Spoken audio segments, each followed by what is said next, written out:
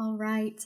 Hi, everyone. My name is Brooke Winston. This is a retelling or a rehash of the presentation that I gave at Devlearn 2023. And in this presentation, we are going to be talking about what instructional design programs can learn from Michelin Star Kitchens. But in order to do that, we first have to start thinking like world-class practitioners. And that might require some work. Upskilling from an instructional designer or an e-learning developer to a full-fledged program manager is not an easy feat, especially when you consider that in our world, any one contributor is supposed to have the skills of 7 independent people. And there's not a clear answer for what exactly a program manager is supposed to be. What are we supposed to aspire to? What's the bar we're supposed to meet? Many quality resources that we rely on to guide us are even gated behind exorbitant costs, memberships, coaching, conferences. And that just makes it that much harder for us to get the quality direction that we need in order to become a world-class practitioner. But maybe we're thinking about it the wrong way. Maybe it's not so black and white. Let's bring some color into the picture. This is where the Michelin star theory comes in. Michelin stars are awarded to restaurants around the world to indicate that they've met the highest standards of excellence in cuisine. In other words, they're world class. The best part is there's no limit to how many restaurants can earn a Michelin star. So anyone who wants to get in the game can, kind of like us.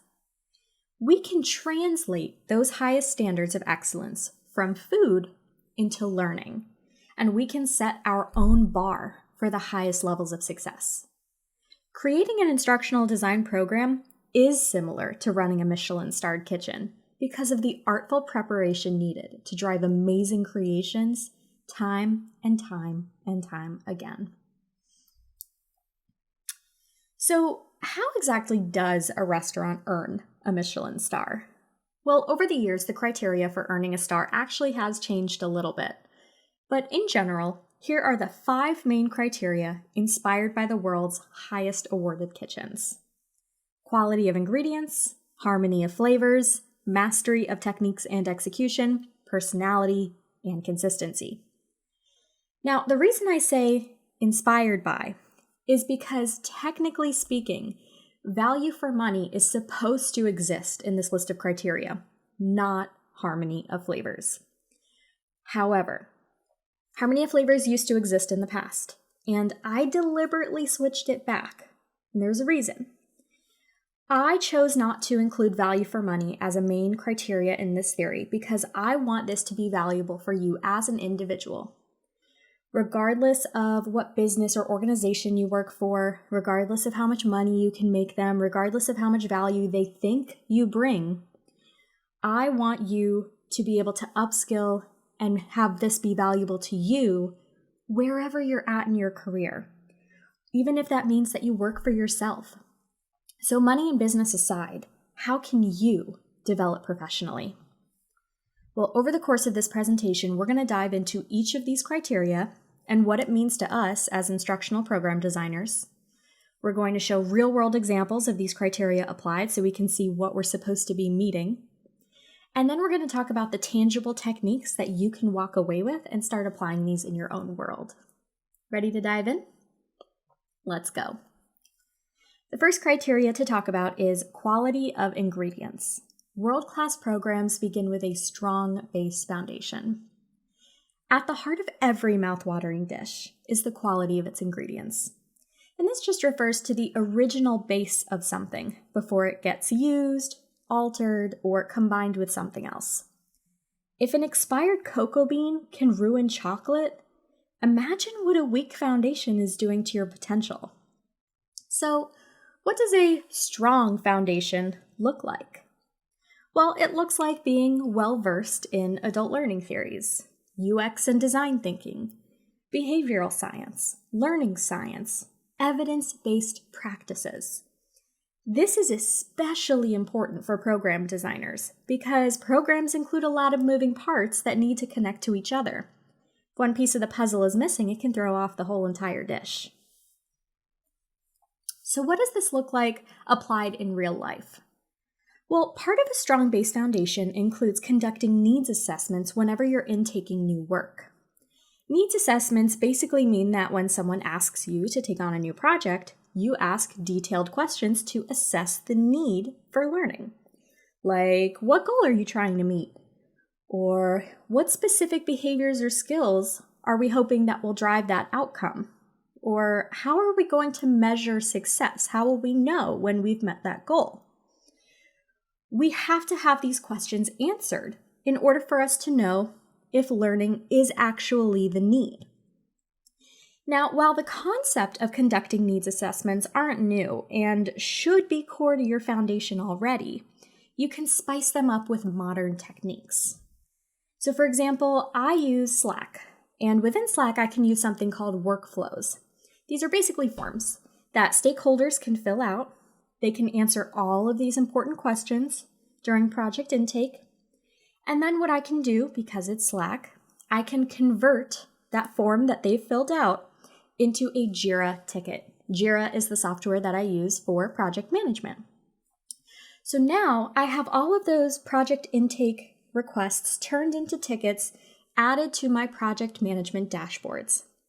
I'm able to keep all of my requests organized with their original context, which makes a huge difference when working on lots of different programs or projects.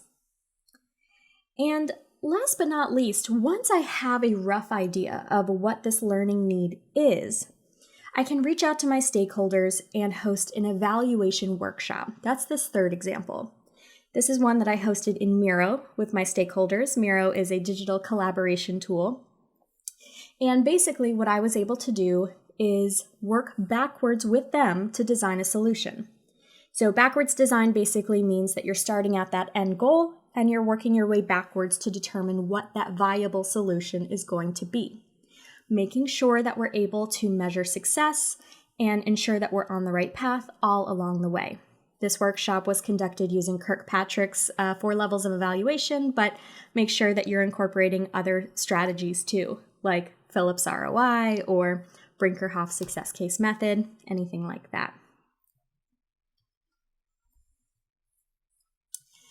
Then once you have enough information to move forward, the next thing you want to do is turn to your learners. You don't want to just get running ahead and start creating things because we have to talk to our end audience. We have to get down to the nitty-gritty of what's actually required by learners to drive outcomes. Stakeholders may have one idea for what they think this program could or should be, but you should always talk with your learners to identify the real skills and tasks needed to be successful. Because maybe there's a piece of the puzzle that we need to consider that only they know. Now, this example is it's a template provided by an organization called NNG, Nielsen Norman Group. And they are world leaders in UX design and research. They give away a lot of free information, free templates, articles, podcasts, YouTube videos, you name it. They're a wonderful resource. And this particular template is interesting because it was originally designed for managers to map the skills of their team members. However, there is no rule against us using it for our purposes to understand our learners' needs and those skills gaps. So by using this template, what we can do is we can identify the necessary skills that learners need to be successful. We can assess how proficient they currently are at those skills. And then we can plot them on this polar chart visualization. This is what's going to help us actually see where those remaining skills gaps are. Now, these skills gaps are what's going to inform our biggest content or topic needs for the program to meet, ultimately providing a solution for the stakeholders, but keeping the learner at top of mind for program planning. We're going to be designing something that they could actually utilize, not just info dumping all over them. But the truth of the matter is these ideas, as great as they may be, are ultimately useless unless we know specifically how we can upskill and apply them in our own work. So, How? How can you build your foundation without paying an arm and a leg? Well, this first one may seem a little easy, but it's simply to read more. There's a whole world of books and articles and research out there ready to transform your mind. And the truth is, most master's programs or boot camps are just reading and practice anyway. Save your money, just read and practice. And as long as they're evidence-based, you don't necessarily have to read with your eyes. This is one of my favorite things that I learned. You can read with your ears. However you can intake the information and get it to stick, whatever works for you, do it. There's no right or wrong way, as long as it's evidence-based. The next technique is to connect with researchers and learning scientists for insights from their own work. And this one's interesting because a lot of researchers publish their findings in academic journals or other places that may be hard for you to access those findings unless you want to pay for it. But here's the secret. Those researchers, those scientists, most of the time they're not receiving royalties from those publications. And what that means is they're not getting any sort of benefit or kickback if you choose to pay for it through that academic journal versus if you just ask them for it for free. So a technique here is to get to know these people, network with them, build a relationship with them, and simply ask for their insights. It's their own work anyway, and many of them would love to share it with you for free. A third technique is to join professional communities online and to follow reputable sources so that you can maintain your access to updated best practices and free foundational content. Communities are really great at providing peer-to-peer interaction and social learning opportunities. So you have the chance to bounce ideas off of people can challenge your thoughts, you can challenge others, and ultimately your idea is only going to grow and get stronger because you're getting that expert feedback. Plus, finding an equal peer to bounce ideas off of can only enhance what you're working on, even if it's just that one time, or if you can find someone that you can bounce these ideas off of over and over again. That's ideal. And lastly, try to attend synchronous or live learning events as often as you can. Now, you're probably already doing this by attending webinars or going to conferences, and that's fantastic. But if you're not, try to seek out these opportunities. The reason is because synchronous events or live learning events allow you to network with the presenter. You can ask questions. You can add them on LinkedIn. You can get more information than just what the on-demand content is giving you. And the truth is there are a lot more live opportunities out there than we think. For example, there's Google Digital Garage. They have free events. LinkedIn has free events, and they just market to whatever they think your interests and behaviors will be, so it's personalized to you. Eduflow has webinars. Facebook has events. You can literally find these anywhere. Most of them are free and high quality, and that's where we want to be. Now this brings us to our second Michelin Star criteria, which is harmony of flavors. So once you have a strong base foundation, how do you build better programs through amazing combinations? So I want you to think to yourself real quick, do you love peanut butter and chocolate? Do you love lemon and blueberry? What about cheese and bread? You're probably nodding your head to some of these, and it's because some combinations are just chef's kiss. Most of the time, they're stronger and better together than they are apart. But in all honesty, mixing and matching multiple ideas to create something new is not, well, new. For example, a lot of us are familiar with the concept of a blended learning program, or a program that blends both synchronous or live and asynchronous, on-demand parts to it. We've likely all participated in a blended program at some point in time. But it doesn't just have to stop there. We don't just have to say, okay, we've mixed our modalities, we're good to go. We can mix tools. We can mix techniques. We can choose to use a tool for something for a purpose other than its intended purpose. And that's what makes it unique. So what does this look like in real life? Well, one example is to mix static and animated elements together. Animation can enhance engagement, it can bring focus to a slide or to a layout, and it can bring a liveliness all the way throughout a program.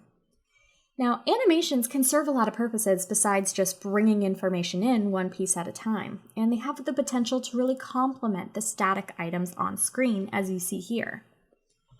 Not only that, but developing an interaction like this one actually required you to mix and match the features of 3 different digital tools. We used Lottie files, that's the asset library of motion graphics, and that's where I sourced the original animation. Great asset library, definitely check it out if you haven't already. It's free! But then I also used Adobe Illustrator, and that's because I wanted to create flat editable vector art of these illustrations. That way I could use that particular character over and over again throughout the course or throughout the program, depending on what the learner chose. And then lastly, Storyline 360, and this is what's going to allow us to use those interactive elements. So for a learner to enter their name, for them to actually select an avatar, any variables that we might have needed to program in order for those selections to permeate throughout the entire experience, all of those things are doable in Storyline. So even simple looking experiences like this one can actually be made up of several expertly combined pieces. Another example is mixing diegetic with non-diegetic. Now, for those of you who don't play video games, which was me up until earlier this year, diegetic means that something exists in the actual game world, like a painting on a wall. It is there to create the ambiance, essentially. Whereas non-diegetic means that something exists as an informational layer on top of the world, and its only purpose is to provide you as the end user with more information, like the question mark letting you know that something is clickable, or a hover state letting you know that something exists beyond that door. It's informational, it's a layer on top. So how can we achieve these video game-like immersive worlds? Well, this tutorial was actually created by Chris Hodgson, and it's part of his Storyline Magic series on YouTube. So if you haven't checked it out, highly recommend. He comes up with some amazing stuff. But in this tutorial, he teaches us how we're able to use 3 different tools. We have Blockade Skybox AI. That is the generative AI tool that's producing a 360-degree image. It's different from your typical image generation tool, because the 360-degree image is what's going to allow a learner to really click and drag and view all areas of a world, to the left, to the right, up, and down. However, what we're learning about generative AI tools is that they're not always perfect. They don't always quite give you exactly what you're looking for, and maybe not all the details you're looking for. So, Chris then teaches us that we can pull that generated image into Adobe Photoshop. They also have a generative AI feature within there, and we're able to select different areas that we may want to generate more detail for. So for example, if you want to add an owl to the podium or a broom leaning against the wall, if those things weren't included in the original photograph, you can generate those with Adobe Photoshop. And then last but certainly not least, you can bring that edited 360-degree image into Storyline. You can use their 360-degree image features, and this is what's going to bring it to life. This is what's going to allow you to add click and reveal interactions, hover states, layers, triggers, and really create this immersive world. Now, obviously, this example is very Wizarding World themed, but truthfully, this technique could work for a variety of use cases. For example, let's say that you're building a program around privacy and compliance. This could be an office escape room where a learner has to walk around the office, actually locate different data privacy violations, decode the clues that those violations are giving them, and use that information to unlock the next room and eventually escape the office. So mixing and matching goes far, far, far beyond just blending modalities. But how? Right? What are the applicable techniques that we can walk away with? What if you're limited in the tools that you can use? The first technique here is to utilize free or affordable design tools whenever you can. Now, obviously, we don't want you going against your company's compliance requirements or giving away any sort of privacy information. We don't want that. However, if you are not limited by that and you have the ability to use additional tools, do it. For example, my organization provided me with an Adobe Creative Cloud license, and it's fantastic. I'm so glad I have access to those tools. But as we all know, no one tool does it all. So I actually use at least 10 additional free tools to help me create these kinds of interactions. I use Canva, Lottie files, Envato Elements, PowerPoint. Those were things I was not provided a license for, but I still use them anyway because they help me create amazing deliverables. Now, sometimes you will have the opportunity to use paid tools, usually provided by your business or organization. And in those times, try to find or identify the account representative or the customer success manager that is tied to your contract with that tool. And there's a reason for this. This person is dedicated to ensuring that you have a good experience with that tool because they're trying to encourage renewals and make more money for their company, right? Makes sense. But for our purposes, they're really, really good at answering questions. So if you're using a tool and you're trying to accomplish something specific and you're like, I don't know if this tool can do this, ask them. I guarantee if they don't have the answer on the top of their head, they will find it for you. They're great at that. Next is to really practice building these programs and these deliverables using multiple different tools. Again, no one tool is ever going to do it all. And it's important to know how to work with multiple different tools to create multiple different kinds of experiences. You don't want to be a program designer who only specializes in video or only specializes in 30-minute long interactive courses. You have to be able to create a variety of experiences using a variety of tools for a variety of use cases. So practice mixing those different tools to create different end results. And last but certainly not least is to use each tool for its strongest features and not necessarily its intended purpose. And what I mean by this is, for example, let's take a tool like Zoom. Zoom is something we're most likely familiar with. It's a meeting tool we can use to meet with other people who aren't nearby, and it can record those meetings, right? That's its intended purpose.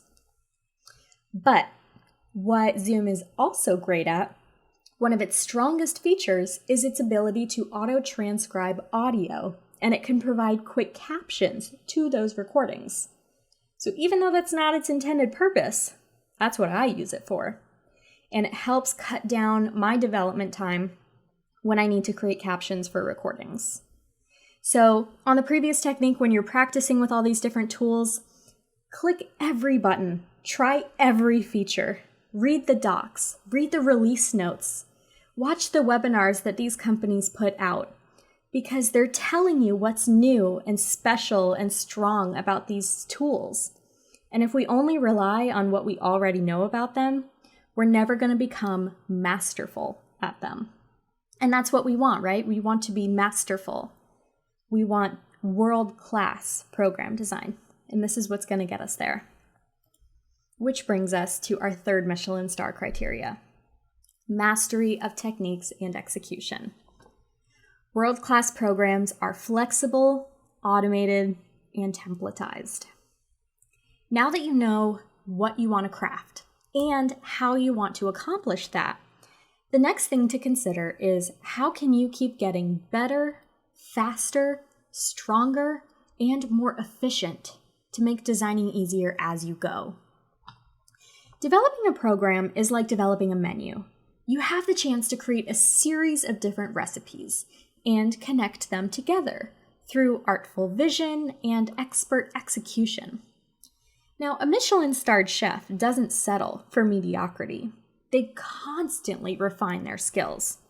They test, they experiment, they push their ideas to the next level, And more importantly, they do whatever they can to accomplish their vision flawlessly.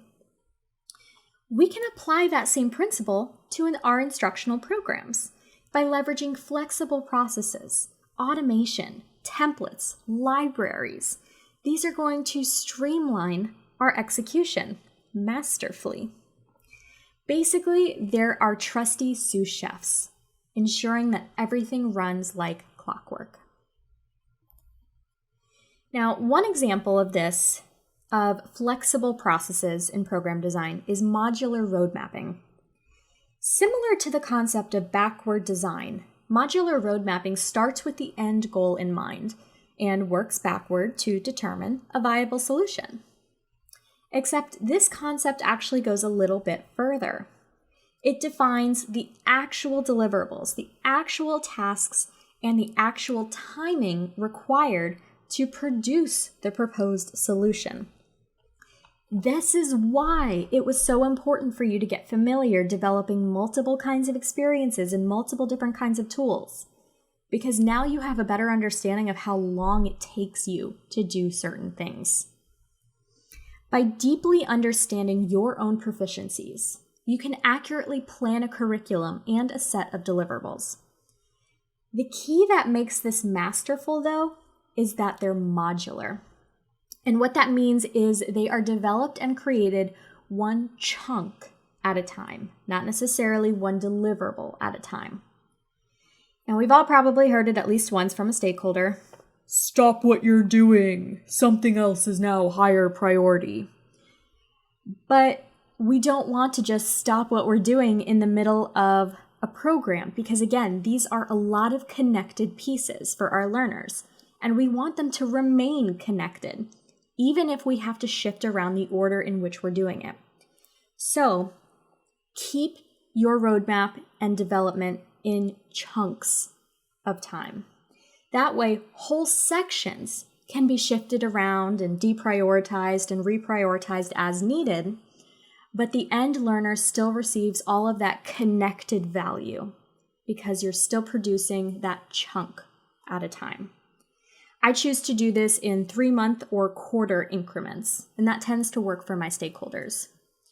So this way, you can accommodate schedule changes without affecting the validity or the quality of that end experience. So we can ensure that all of those little pieces remain connected even as our plan adapts. And that's what makes this flexible as a process. Another example is minimizing custom development where and when we can. So let's say you need to create documentation or a training video about an online process, like submitting a support ticket. To do that, use Guide. It's free, it's a Chrome extension, and basically it auto-captures every step that you take in an online process, every click you make. And what it's going to do is it's going to compile all of those screens and all of those instructions for the steps you took into a step-by-step guide. You can honestly keep that as is, copy and paste it into a knowledge base. Or you can further edit it to add on-screen callouts, scripting, text-to-voice generation, and export the whole thing as a quick training video. Typically, a custom software demo might take me a week, but with Guide, it takes me an hour. Another really great tool is PlayHT. Speed up development time with AI. Whenever there's a script update, use voice cloning tools to generate new audio. Sounds like me, didn't it? Well, it's not. It's not anyone, actually. PlayHT enables you to create voice clones of yourself or any desired voice for learning content. Something that a lot of us struggle with, especially with text-to-voice generation tools, is that they don't always have the right tone or inflection or accent. But by creating a voice clone of yourself, you're able to replicate all of that without having to record new material and take that extra time to edit it. All you have to do is simply upload a short clip for analysis, and then you can use text-to-voice generation with your own voice. This significantly speeds up development time, especially for script updates, or let's say if someone else is the voice artist and now they're on vacation and you need to change something with them gone. So if you have quick updates to make or urgent items that you can't spend a lot of time on, use these tools to help minimize your custom development. Let AI do some of the work for you. For our third example, we're going to use a universal asset library to play a visual communication game. It's just a guessing game. Now, asset libraries are essentially collections of a lot of different little pieces that you can reuse across the deliverables in your program. And these can be things like illustrations or audio clips or animations, you name it. There's probably an asset library for it. So what we're going to do is use an asset library that is universal. And I can almost guarantee it's on every single device that you own. So let's see how diverse asset libraries can really be. Each of these guessing slides are going to have 15 seconds, and then I'll tell you the answer. You ready? First, guess the song.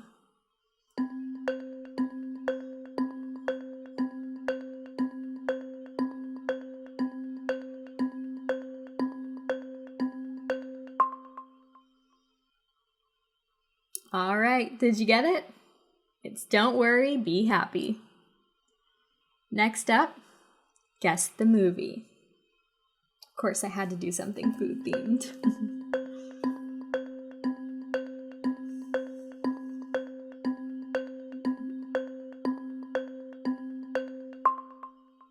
All right, did you get it? It's Ratatouille. So those were some really, really great examples of how you could apply these different ideas in real life. But what are the tangible techniques that you can walk away with? How are you expected to manage so many moving parts within a program, but still create efficiently? The first we just went over is to use templates and asset libraries for literally anything repeatable. Use these to speed up your creation and your development. You don't have to reinvent the wheel every single time. The truth is, a lot of us are familiar with templates for things like slide design, but you can templatize anything repeatable. You can templatize processes, storyboarding, interaction design, evaluation surveys, and so much more. Some of my favorite asset libraries are Envato Elements. Highly, highly recommend Envato Elements. Emojipedia, that one's free, and of course that's where I got all of these beautiful emojis. Lottie Files, also free, that's where I can source motion graphics and different animations, and so much more. The second technique is to automate as much as possible. If you can take out the manual work from your brain, do it. Automating just means that you don't have to think about it. You can remove that cognitive load. Now, similar to templates, there are a lot of things that we can automate that we don't always think to. For example, let's say that you're deploying a survey or following up with a learner. Typically, you would write them an email and send it out, something like that, right? Well, why don't we automate that? We can draft those emails or draft those communications in advance. We can copy and paste them across the different time intervals. For example, one email might go out 3 days later, one email might go out 2 weeks later, one email might go out 2 months later. Copy and paste, change a little bit, and then schedule those emails to go out at a certain date and time. Automate them. The message sends when it's supposed to, but you can go ahead and move on focusing on different things. You don't have to remember 2 months from now to follow up with these learners. It's automated. The next is to lead with intention, always. Have a why, have a reason behind the decisions that you're making. So when things do need to be done manually, make sure that you know why you're doing what you're doing. I'll be the first to admit that this particular one is a little annoying, especially when you have to do it for every little thing. But it's a lot easier to manage moving parts when everything exists for a very specific reason. And you can defend those decisions if needed. If a stakeholder comes to you and says, "Why are we moving in this direction? I thought I just wanted a video," you can explain to them. You can defend why you think this is the better direction, why certain decisions are being made the way that they're made. And over time, not only is it going to increase the layers of meaning within the deliverable, It's also going to increase the trust that you have with your stakeholders. They're going to question you less moving forward. And last but certainly not least, connect the pieces of your program together. There's a reason it's a program and not just a series of disparate ideas. So while the independent deliverables may serve different purposes, they have to weave a common narrative, a common visual style, a common development style through every single deliverable in the program. And that's what's going to create collective meaning. So whether a learner goes through one experience or all of them, the collective meaning should be evident. Now, once you know what you want to do, how you want to do it, how you can execute it with ease, the next thing to think about is how you're going to infuse your personality into your creations. Just as a chef's personality shines through their culinary creations, you want to craft a personality and a style that permeates your work. This is what's going to set you apart as a unique creator. Honing a creative personal brand also sets expectations for your stakeholders and your learners. Now, for this real-world example, we're actually going to take this whole presentation as the example, because there are a few of my own personality elements working here. The first is my information architecture style. I mentioned this at the beginning, but I had always intended to explain things in a wide to narrow fashion. What something is, what it means to my end audience, in this case, instructional designers, how it's applied in real life, what are good examples to aspire to, and the tangible techniques that someone can walk away with. Whether it's a video, a presentation, a job aid, it doesn't matter. I almost always explain things in this fashion, and that's just my personality. The next is motion graphics. I mentioned this earlier, but I love using animations and motion to bring graphics to life, to breathe life into the whole program. To me, motion graphics can create another layer of engagement when used appropriately and if they're not distracting to the learner.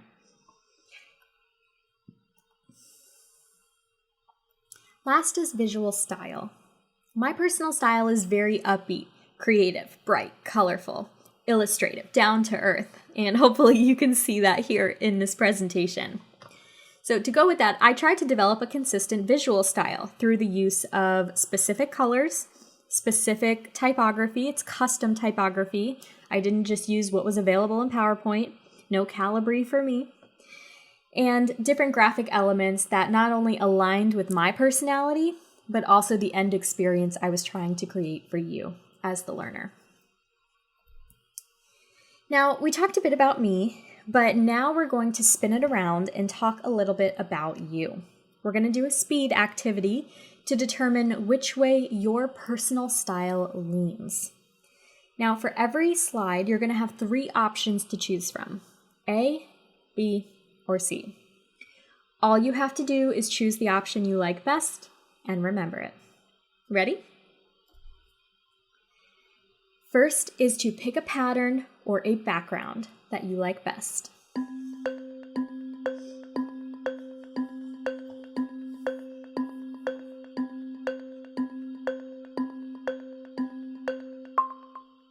All right, you got one?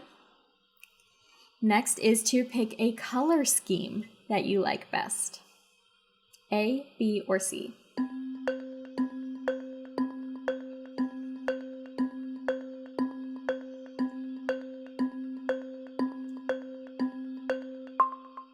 All right, one more. Pick a visual style that you like best. A, B, or C.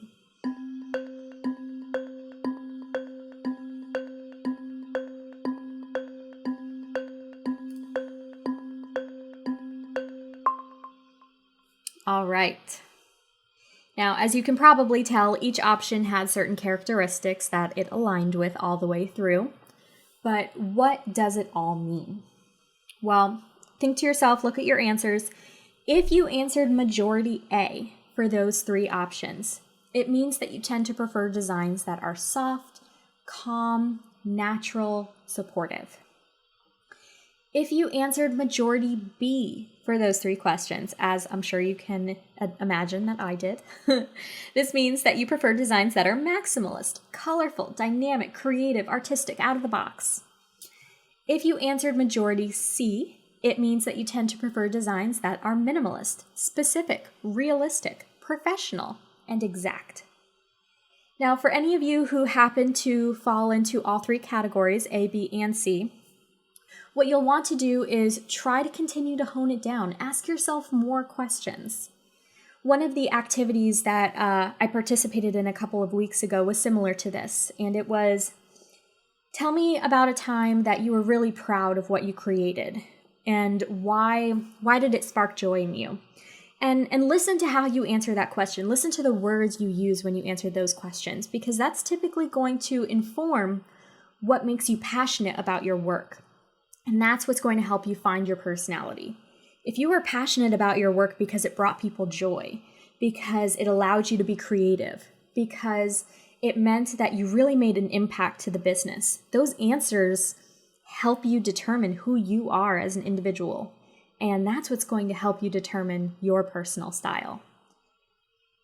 Now, obviously, this is just a short personality activity. But how do you really go about defining that style? And more than that, once you have the style, how do you use it? How do you amplify it within your work? The first technique is to really align your style to your values and your passions. My style is very much artistic and painterly because, guess what? I'm a painter. I actually paint in my spare time. Aligning your style to your values and your passions adds to your authenticity. You're not just doing something because it's what sells today. You're not just doing something because it's what you think your end audience wants to see. You're doing it because it's who you are. And people can tell that you're authentic when you're doing that, or if you're not. What do you want somebody to think about you when they experience your work? If you had to define your style's essence in 3 words, do you know what those 3 words would be? Another technique is to seek creative inspiration from everywhere, all the realms of design. You probably watch webinars or videos and you get a lot of design ideas from those. But in reality, you can get inspired by video games, you can get inspired by theater performances, billboards, magazines, cookbooks, a deck of playing cards. Literally anything can be inspiring, depending on what you're interested in. So keep your eyes and your mind open, because eventually you're going to find something. You're going to see something that you love, that sets your heart on fire, and you're like, oh my gosh, I need to know how to do this. And when you find that thing, use deconstruction techniques, reverse engineer it, see how it was done, break it apart, and build it back up using the tools that you have access to. How would you do it? Take this presentation, for example. How would you find that font and create these blocks with the curved corners and pick out the emojis and add shadow effects and add animation so things come in one at a time? We're breaking apart how this was done and we're putting it back together so we can understand how to recreate those creative decisions and how to become better at applying those inspired skills that led us to fall in love with it in the first place. And that's what's going to make us better. Last but not least, once you know who you are, amplify that shit. Put it out there into the world. Tell people who you are. You can do this by adding sample works and top skills per position on LinkedIn. You can do this by customizing your portfolio to really accentuate your style. If you go to my portfolio, brookewinston.com, I guarantee you're going to see my style plastered all throughout that, just like you do this presentation. You can create short form videos on TikTok, whatever you want, but be true to you and share it with the world. And this brings us to our 5th and final Michelin Star criteria, which is consistency. In other words, how are you able to maintain that standard of excellence over time and scale those standards across all programs? Imagine returning to your favorite restaurant. to order your favorite meal that you've had 100 times in the past. And you take a bite, and it's not as good as you remember. Ugh, that's a culinary crime, is what it is. Consistency is key, and it applies just as much to instructional design as it does to a Michelin Star kitchen. Consistency ensures sustainability and quality, not just across creations, but across creators when you're working with other people. So in our world in instructional design, this includes documentation, organization of your files so that things can be easily found and updated, and auditing past work for needed changes. A real-world example of this is a visual style guide. And I chose a visual style guide for this example because it's probably familiar. You've probably seen one or worked with one at least once in your career. And visual style guides tend to document standards, guardrails, expectations.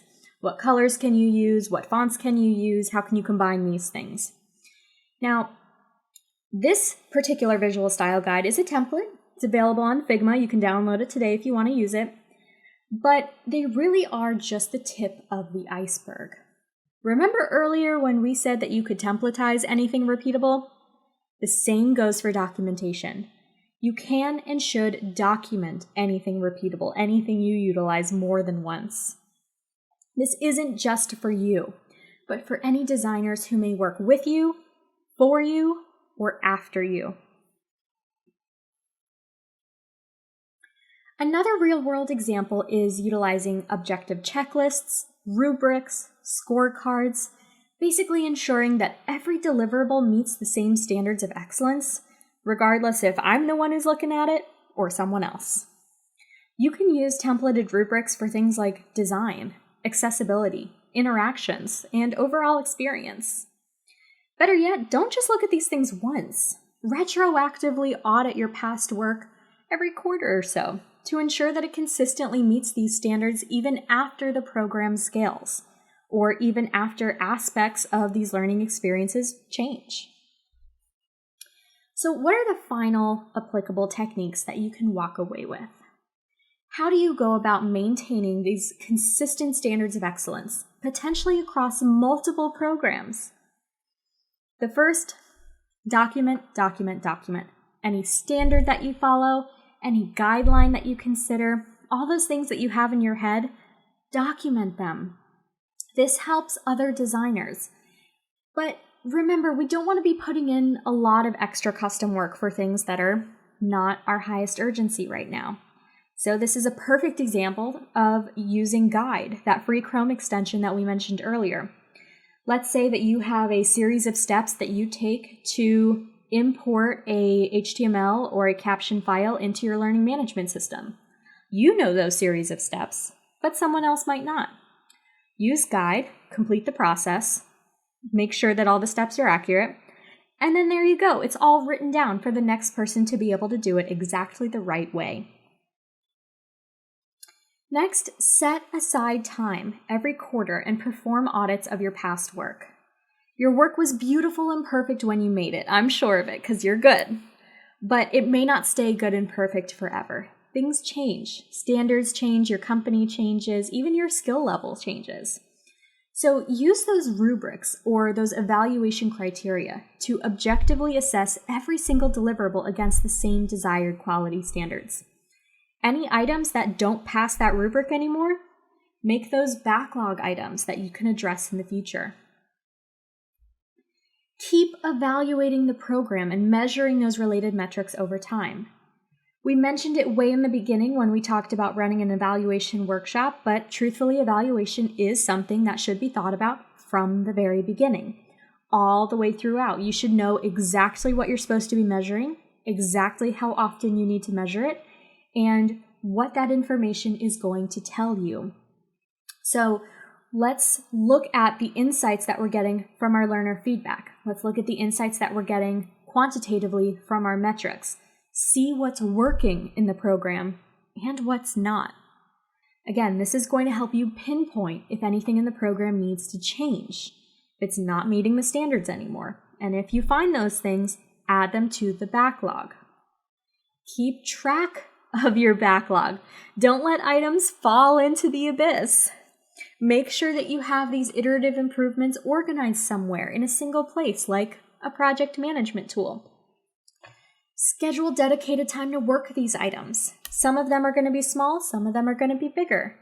See if you can write in that backlog ticket or wherever it is, t-shirt sizing. Is it a small, medium, large, extra large task? How much time do you think it's going to take? See if you can dedicate 4 hours a week towards working your backlog. Little by little, you have to make sure that these items do get addressed at some point. Otherwise, the program is just going to fall off of these quality standards, and you're going to lose that consistency. Now that you have a brain full of new information, what do you do with it? Well, I say you build what's called an LDE. This is going to be your piece de resistance. An LDE is a learning design ecosystem. This idea is actually something that I co-created with my partner, Chris. He's a UX designer. We both use these in our work. And basically, it's a concoction of a design system and a learning ecosystem. Now, a design system is all of your reusable pieces. So your assets, components, libraries, standards, patterns, templates, processes, all of the things that create consistency and efficiency and you use more than once, go in your design system. A learning ecosystem contains all of that, but also the things that are maybe not so reusable, like pieces of research, resources, inspiration. All of those things should be easily found where and when you need it, and that is the learning design ecosystem. Now, an LDE in real life doesn't have to be very complicated. This is actually my own personal LDE that I've built in Zero Height. Now, I chose Zero Height for 2 reasons. One is because it's literally made for teams to be able to host their design systems in here. So it can support complex relationships of information structures, and you can always come back to different file types, copy, images, templates, assets, whatever you need it to be, and it can host these things. And the second reason I chose it is because it's free, and we're all about free tools here. Now, your next question is probably, all right, now I know what tool to use, but how on earth am I supposed to get started creating one of these things? Well, it's easy. Think of your LDE as one superstructure that's split into 5 main sections. And these 5 main sections are going to be organized according to the Michelin Star criteria. So, quality of ingredients, this is going to be your resources section. This is where you're going to put things like the books you've read, articles, research, podcasts, all of those tidbits of information that you know are important, but you don't necessarily have to keep them in your head. Write them down, keep them in a safe space to come back to. Harmony of flavors, this is how we're going to mix and match different things, right? So this is our toolbox. What free versus paid tools do you have access to? What are they good for? What would you use them for? And are there any techniques or tutorials that you want to learn about them? Maybe there's more advanced things you can do with them, and you want to come back to that at a later time. Save those tutorials, save those pieces of information in here, in your toolbox. For mastery of techniques and execution, this is our library section. This is where we're going to have all of our collections of our reusable pieces, like our collections of assets, components, templates, patterns. All of our libraries go in this section. Personality, this is where we're going to put things that inspire us. So any favorite works that you found on the internet, favorite creators that you love to follow, maybe on Behance or Dribbble or Pinterest, wherever they are. Portfolios that you've seen and you're like, oh my gosh, this is amazing. Put them here. Don't lose those ideas. Even if you don't have time to necessarily recreate those right now, come back to them. You have dream project ideas. I know you do. Come back to them at some point. And last but not least, for our consistency criteria, this is our standard section. This is where we're going to put all of our documentation, our guidelines, all of those rubrics and checklists that we talked about, our style guides. Make sure that those are all in one place, easy to organize and easy to update over time. Now, I didn't want you to have to start from scratch. So if you look at the handout attached to this video, there are going to be over 175 resources for you to get started building your own LDE. I've got resources for all of the 5 criteria and inspiration, project ideas, people you can follow, different templates or rubrics that you can jump off of. So please take a look at that handout. There are a ton of free resources for you to utilize. Now, that is the end of my official presentation. This is where at Devlearn I would take questions, but for the purposes of this video today, this is where I bid you farewell. Feel free to add me on LinkedIn, follow me on TikTok, YouTube, whatever it is. I'd be happy to network with you. Thank you so much for watching and listening, and I hope you have a great day.